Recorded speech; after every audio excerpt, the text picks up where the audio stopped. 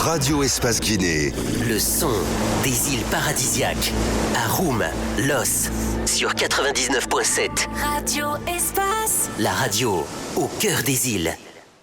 Merci de nous rejoindre évidemment sur Espace TV. Mesdames et messieurs, dans un instant, nous allons partir sur le terrain avec les répondants. C'est officiel, les Guinéens donc seront appelés aux urnes le 16 février 2020 pour renouveler donc leur parlement. Dans un décret pris hier, lundi, dans la soirée, le chef de l'État donc a entériné la proposition de date prise hier, dans un décret pris hier, lundi, dans la soirée, le chef de l'État donc a entériné la proposition de la date faite quelques jours plus tôt par la CENI en convoquant le corps électoral pour la tenue donc des élections législatives, il faut le rappeler, qui était censé avoir lieu donc au plus tard en 2018. Nous allons essayer de repartir sur le terrain d'où nous attend donc Titi Mamadi Trouakaba. Il faut le rappeler, il est juriste. Bonjour. Bonjour Monsieur Guirassi, bonjour à tous. Bienvenue dans notre émission, Monsieur Kaba, juriste, président de l'OCDR. La question que tout le monde a envie la question à laquelle tout le monde a envie d'avoir une réponse, c'est celle de savoir est-ce l'acte du président, donc ce décret d'hier, est-ce qu'il est conforme à la loi? En effet, il faut dire qu'on peut avoir deux interprétations. Une interprétation restrictive et de l'article 62 du Code électoral en son alinéa qui porte sur le délai qui doit être respecté pour la convocation du corps électoral pour le scrutin législatif. Et la deuxième interprétation, c'est celle qui est large ou qui est extensive. Ce qu'il faut dire, c'est que les 70 jours tels que prévus à l'article 62 du Code électoral, c'est pour permettre aux différents acteurs, c'est pour permettre aux citoyens de se préparer pour la tenue du scrutin. Et c'est donc une décision qui vient confirmer une proposition qui est faite par l'institution chargée d'organiser toutes les élections politiques et référendums. Et donc, ma foi, il pouvait avoir violation si l'une des trois situations se présentait. Premièrement, que le président de la République, par son décret, mettait la proposition de la CENI de côté. C'est-à-dire que la CENI propose la date du 16 février pour tenir pour la tenue du scrutin législatif. Si le président avait, dans son décret, proposé une autre date, on aurait parlé de violation parce que c'est un décret de confirmation d'une proposition qui est faite par l'institution en charge des élections. Deuxième situation, c'est si le président utilisait une autre forme, c'est-à-dire que c'est au cours d'un point de presse ou c'est au cours d'une adresse à la nation qu'il annonçait la convocation du corps électoral en ne respectant pas la forme qui est indiquée à l'article 62 qui est par décret. Si c'était le cas, on pouvait parler de violation. Et troisième situation, c'est si le président prenait ce décret-là en deçà de 70 jours. C'est-à-dire que le jour du scrutin étant le 16 février, on compte en amont jusqu'à 70 jours. Si le décret intervenait en deçà de 70 jours, on pouvait parler de violation. Mais en dehors de ces trois situations, ma foi, on ne saurait parler de violation parce que les 70 jours tels que prévus, c'est pour permettre aux acteurs politiques de se préparer, encore les citoyens de se mettre dans la dynamique que le scrutin se tiendra à ce jour tel que proposé par l'institution qui est constitutionnellement chargée d'organiser toutes les élections politiques et référendums en Guinée.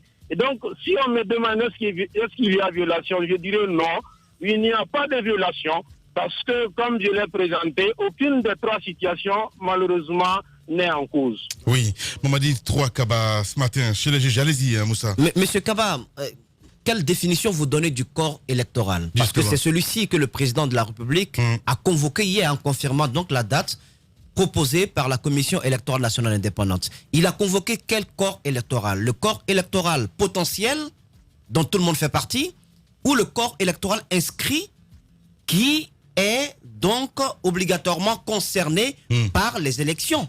Donc, parce que le corps électoral inscrit n'est pas encore constitué. Quel est alors le corps électoral qu'il convoque? Ceci-là, il faut qu'on parvienne à faire la différence entre l'établissement du corps électoral et la révision, autrement dit, du fichier électoral et la révision de ce fichier. Il y a une différence fondamentale. Même si la commission administrative qui est mise à cet effet peut faire les deux, soit c'est l'établissement du fichier électoral ou c'est la révision, mais il faut quand même faire la différence entre les deux. Et c'est donc vous Monsieur Kaba, je fais bien la différence. Je veux juste comprendre. Je pose une question.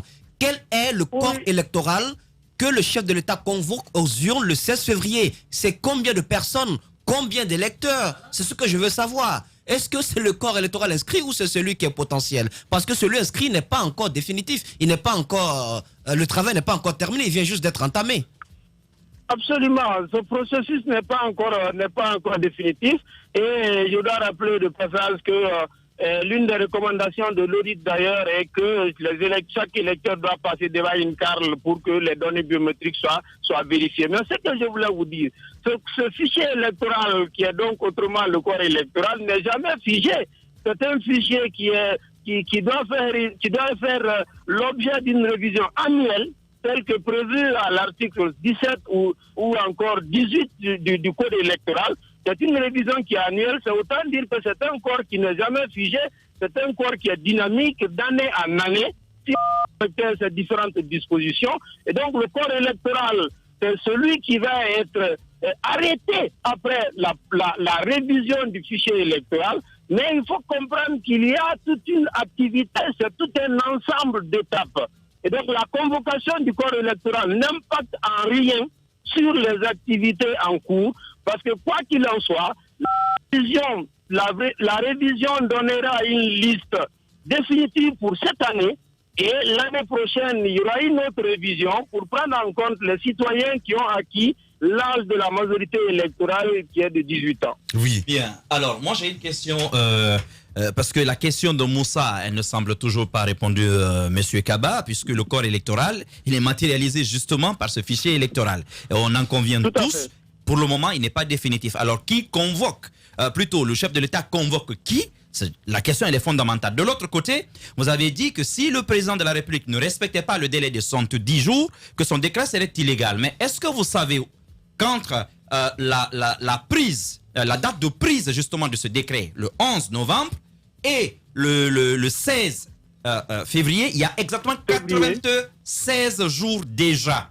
Or, même dans le cadre de l'élection présidentielle, c'est 90 jours. Est-ce que déjà, rien qu'avec ça, c'est pas illégal? Non, justement, c'est par quoi, vous savez, vu la question de temps, je ne veux pas aller dans certains détails ennuyants. C'est par ça que j'ai commencé l'interprétation restrictive ou l'interprétation extensive. C'est justement à quoi j'ai voulu faire allusion. C'est donc dire que les 70, posons-nous la question, pourquoi la loi prévoit un délai avant la tenue du scrutin, c'est-à-dire un délai de convocation des électeurs. Le corps électoral, il s'agit des électeurs, et les électeurs, ce sont des citoyens en âge de voter qui sont inscrits dans le fichier électoral. Alors pourquoi on donne ce délai de convocation des électeurs avant le jour du scrutin? C'est justement pour que les parties prenantes se préparent, et ce n'est plus une proposition, c'est maintenant une disposition, parce que la CENI propose, le président confirme, et ça permet aux acteurs concernés de se préparer, et bien pour le scrutin, le jour J. Ce n'est que ça. Et donc, être dans l'interprétation restrictive ne produit aucun effet. Il faut donc comprendre qu'il y aurait violation. Mais vous vous contredisez en live, monsieur Kaba. Parce que vous venez de soutenir ici que le corps électoral, c'est l'ensemble des gens, des électeurs inscrits dans un fichier électoral. C'est ce que vous venez d'affirmer ici. Donc, partant de ce point de vue, cela veut dire que le décret du président de la République, puisque l'opération de révision exceptionnelle de la liste électorale autour du 20-23 novembre, donc elle n'a même pas commencé. On sait simplement que les fiches d'identification ont été envoyées partout dans le pays. Elles attendront d'être regardées. Ensuite, il y a toute une artillerie qui doit être mise en place dans le cadre de cette révision exceptionnelle de la liste électorale. Cela n'est pas fait. Un corps électoral, un bassin électoral n'est pas constitué, et le président de la République prend ce décret. Vous êtes à même de soutenir cela. alors que, conformément donc à ce que vous-même vous venez de dire, ce décret, il ne passe pas, il est illégal. Non, M. Diallo, c'est plutôt le contraire de ce que j'ai évoqué depuis longtemps. Je dis bien que si la convocation, le décret de convocation intervenait en deçà de 70 jours, si bien, encore une fois, la date visée, c'est le 16 février, tout ce que nous disons 70 jours, c'est en prenant en compte cette date du 16 février. Alors, si le décret intervenait en deçà de 70 jours, eh bien, c'est là où on pouvait parler de violation. Maintenant, un décret qui intervient disons, en plus de 70 jours, on ne saurait parler de violation. Maintenant, la constitution du corps électoral, c'est justement ce que je disais, que la révision, elle est annuelle. Cette révision ne tient pas compte forcément d'une élection, c'est ce qu'on doit comprendre. Chaque année, le fichier électoral doit faire l'objet d'une révision. Et c'est pas chaque année on fait une élection. Comme vous êtes d'accord avec moi, c'est la mandature pour toutes les fonctions électives nationales et locales, c'est 5 ans. Et donc, c'est pas chaque année que les élections sont organisées, mais la révision du fichier électoral, en tout cas tel que prévu par le code électoral, est annuelle. Chaque année, du 1er octobre au 31 décembre, le fichier électoral doit faire l'objet d'une révision. Bien. Vous comprenez donc que ce n'est pas figé. C'est une liste qui n'est pas exhaustive, qui n'est pas figée. Voilà. Mamadi 3 Kaba en direct ce matin. Merci beaucoup, monsieur Kaba. Le ridicule et la méchanceté sont ses traits de caractère. La haine est un poison mortel dont beaucoup se nourrissent pour vivre. Il n'y a pas d'entrepreneur audacieux qui ne fabrique pas automatiquement jalousie, envie, critique, caricature, diffamation et désinformation. Bienvenue sur Radio Espace Guinée, la radio dont les autres s'inspirent. Radio Espace Guinée. À Conakry sur 99.7, en région à Labé, Kakandé sur 99.7, à Cancan sur 99. Allez, nous allons continuer évidemment avec les répondants sur le terrain. On va essayer de partir du côté de l'UFDG, d'où nous attend donc Monsieur Aliou Condé qui va intervenir dans un instant, évidemment sur notre antenne. Quelques réactions avant de continuer avec vous. Voilà, nous avons ce SMS qui nous parvient à l'instant T. Bonjour les grandes gueules, bonjour à toute l'équipe, mais c'est carrément une analyse de Marouane qui nous écrit. C'est trop long, on va essayer de faire. Allez, il est là, Aliou Condé, il n'y a pas de souci, on va essayer de partir donc sur le terrain. Monsieur Aliou Condé, bonjour. Oui, bonjour, chers amis de Grande Gueule. Alors, monsieur Condé, vous avez tout suivi ce décret qui est pris par le président de la République. Est-ce qu'au niveau de l'UFDG, vous vous dites que désormais, c'est parti, le 16 février, les élections doivent avoir lieu, il n'y a plus à se poser des questions chez vous? Ben écoutez, permettez-moi d'abord de vous exprimer toute ma surprise quand j'ai écouté le décret hier soir, parce que c'est par la presse que j'ai appris que la CENI devait se retrouver et que par la suite ils ont proposé la date du 16 février et que dans les jours qui suivent qu'on voit un décret, alors que le processus est bien connu. C'est quoi le processus? La CENI se retrouve, elle est l'organe chargé des élections. Elle propose un chronogramme. Mais ce chronogramme, c'est pour qui? C'est pour les partis politiques qui vont à la compétition. Et en règle générale, nous nous mettons d'accord, nous regardons ce chronogramme et nous l'analysons ensemble, on se met d'accord. C'est une fois que le chronogramme est devenu consensuel. Rappelez-vous de 2013, de tout ce qui s'est passé, les élections de 2013. C'est lorsque le chronogramme est devenu consensuel qu'il est soumis au gouvernement. Et le gouvernement, en ce moment, il a dans un délai qui ne doit pas dépasser 70 jours avant les élections de le proclamer. Maintenant, j'ai écouté tout à l'heure votre auditeur, M. Kaba, mais il est passé à côté de la plaque. C'est dommage. Quand vous prenez le code électoral, même l'établissement des listes électorales dans le cadre des révisions ordinaires, vous savez que la révision ordinaire se fait entre octobre et le mois de décembre. Et que c'est le 8 janvier de l'année suivante que la liste électorale est publiée et connue de tous. C'est lorsque cette liste est connue et est publiée qu'elle devient maintenant le corps électoral pour toutes les élections qui auront cours durant l'année. Donc voilà comment ça s'établit. Ensuite, vous vous souvenez qu'il y a eu un communiqué de la présidence de la République qui appelait la classe politique au dialogue, à la discussion. autour de la table pour qu'on voit tous ces impondérables, à savoir comment terminer, achever les élections communales, comment se mettre d'accord sur un chronogramme consensuel. Vous avez suivi la sortie de l'OIF ici, qui a parlé des incohérences et si vous voulez, des insuffisances. Monsieur Condé, on va revenir sur la date des législatives avant de parler du processus globalement. Et si je vous suis très bien, c'est que le corps électoral, si on devrait l'attendre, c'est-à-dire même la CENI ne devrait pas proposer une date maintenant. C'est-à-dire qu'il fallait d'abord obtenir un fichier électoral à CENI avant de proposer une date. Est-ce que c'est ce que vous voulez dire?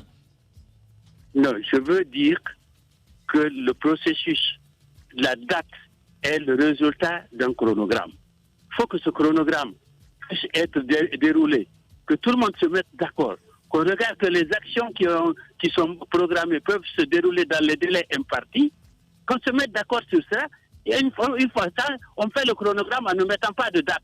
On met jour J1, après J plus 1, J plus 2, J plus comme il l'avait fait à Kindia, où ils avaient parlé de 235 jours. C'est une fois qu'on s'est mis d'accord sur ces 235 jours ou sur les délais, qu'on dit, bon, maintenant, voilà le jour de démarrage, alors on additionne et puis on donne la date des élections. Mais tout cet exercice n'a pas eu lieu. Donc vous comprenez combien de fois on est surpris d'entendre déjà un décret qui confirme une date qui n'a pas été soumise à discussion, un chronogramme du moins, qui n'a pas été soumis à discussion. Monsieur Condé, moi je vous comprends bien, mais je pense que pour une fois, au niveau de la date proposée par la CENI, on ne peut pas du tout faire de querelle politique autour. Il y a quand même eu 16 commissaires sur 17 qui ont accepté cette date. Et quand je dis commissaires, ce sont quand même des commissaires qui sont issus de l'opposition, de la mouvance et les représentants de l'administration. Autour de la date proposée par la CENI, je pense qu'on ne peut pas quand même faire de querelle là-dessus. Ce dont il est question... Non, attendez. Oui, je ne suis pas d'accord avec vous. Allez-y. Je ne suis pas d'accord avec vous. La CENI fait sa proposition. Quand on dit la CENI, on ne dit pas les commissaires issus de tel ou issus de tel. On parle de la CENI qui fait une proposition. La proposition, comme à Kindia la dernière fois, la CENI fait une proposition de chronogramme en termes de délai d'exécution des différentes tâches et que ce chronogramme est soumis aux acteurs politiques. N'oubliez pas que la CENI est un organe, c'est une institution républicaine, mais qui a vocation de jouer en interface avec les acteurs politiques. C'est ça, c'est une sorte de partenaire. Non, attendez, Monsieur Condé, vous souhaitez avoir une CENI indépendante. La loi vous a permis d'y envoyer, malgré tout ce qui a été dit pour qu'on ait une CENI technique, mais la loi permet toujours aux partis politiques d'y envoyer leurs représentants. D'accord, quand ils prêtent serment, ils ne répondent plus de partis politiques. Mais on sait dans les faits, dans les pratiques, ce qui se passe. Cette commission que vous voulez indépendante, les commissaires se retrouvent en plénière, proposent une date pour le 16 février 2020. Est-ce que vous trouvez à redire quelque chose par rapport à cette date? Moi, c'est la question que je me pose. Mais je vous réponds qu'il y a jurisprudence en la matière. Ce n'est pas la première élection que la CENI organise en République de Guinée. Chaque fois que la CENI a fait un chronogramme, en termes de délai, ce chronogramme a été soumis aux acteurs politiques. Vous voyez un peu l'histoire de la Guinée de ces 9 dernières années. C'est comme ça que ça se passe. Une fois qu'on s'est mis d'accord... Monsieur Condé, aujourd'hui, la question de Moussa Moïse, dite autrement, sur fond de quelle disposition légale est-ce que la CENI vous doit une présentation de sa programmation électorale, que vous ayez validé cela avant que la date ne soit publiée officiellement? C'est le rôle de la CENI. C'est parce que la CENI est une institution spéciale qui ne décide pas elle seule. Bien. Elle prend la décision finale après en concertation avec les acteurs politiques. Voilà, si vous le voulez bien, on va revenir avec vous, Monsieur Condé, si vous êtes encore disponible. Le temps d'une pause et on revient. Les grandes gueules de Radio Espace Guinée reçoivent un panel d'invités et des interactions avec les auditeurs ont lieu sur l'actualité du moment. Les colères, les propositions sont entendues. Les grandes gueules de Radio Espace Guinée se veulent un reflet des préoccupations des Guinéens. Les grandes gueules, une émission populaire qui invite des politiques, des économistes, mais aussi des acteurs de la société civile guinéenne. À suivre tous les jours, 9h-11h sur Radio Espace Guinée et nos radios partenaires.